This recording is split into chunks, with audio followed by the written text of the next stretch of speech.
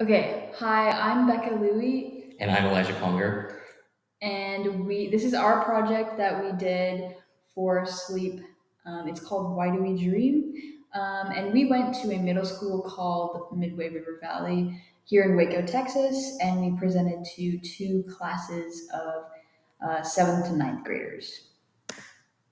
So what we did is we took information that we learned in our sleep class on dreams and nightmares, and then we wrote down a dream and nightmare reports, and then we connected that back to the literature that we've learned and gave them some theories and stuff to think about. And we also engaged the students by using a Kahoot, and then we also gave them discussion questions throughout the presentation to get them talking and get them asking questions.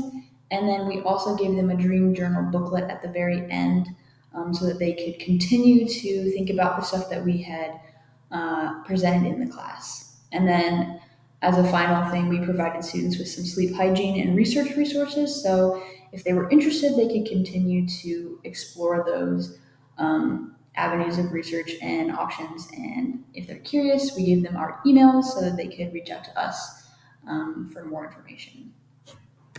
Here's what we did in pictures. Becca and I in the top left corner. I mean, this is all us. But yeah, this is Lewis.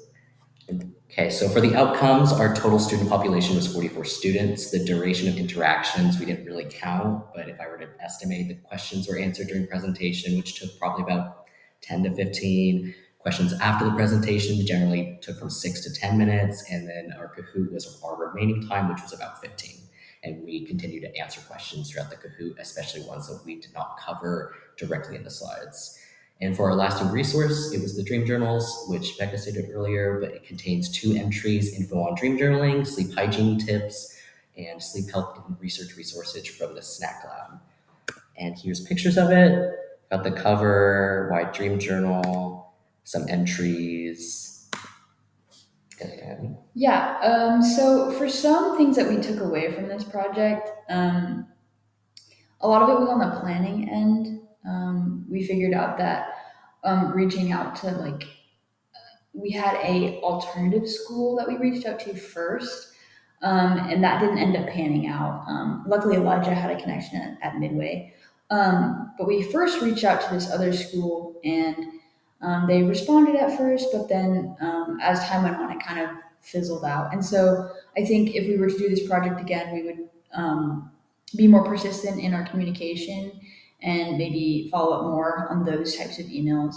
And then I think this is goes without saying, but begin working on the project earlier so that we have a little bit more time to for stuff like if the middle school doesn't respond, we have a little bit more time to problem solve and stuff like that.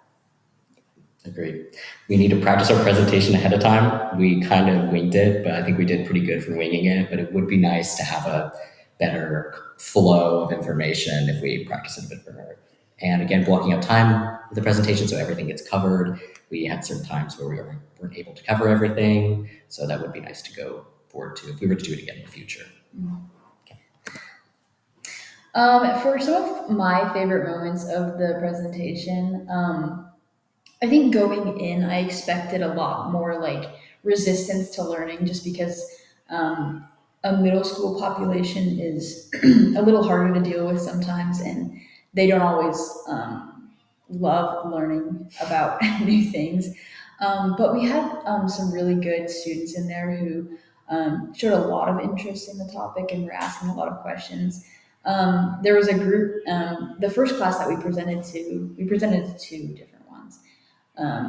The first class we presented to, there was a group of um, Like probably athletic boys, yeah, really young the athletic basketball boys. boys in the back, and normally you'd expect that group of boys to be kind of taciturn and they don't want to learn all that much. Group mentality Yeah, between them. but they all were asking questions and they seemed really interested, and they and um one of them came up to us afterwards, and it was just it was really sweet to be able to pour into the kids and know that they were responding well to our presentation.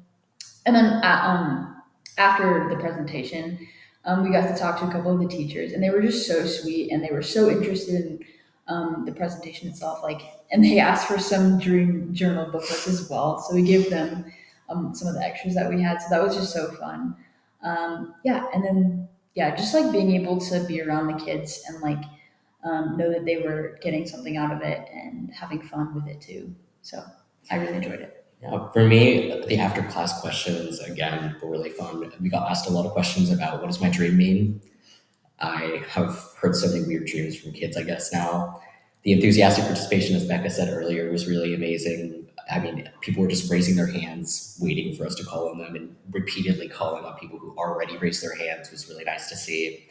And I know, Dr. Scullin, you'll love this one. Most of the class answered false when asking if Freud was right, true, or false, which was really important to us. And we mentioned at the time that we would be excited to put that on the best moments. Yeah, we brought it up multiple times. We said Freud was wrong. We hope you understand that. But yeah, that was our project. I think we both had a really good time going and teaching the middle schoolers.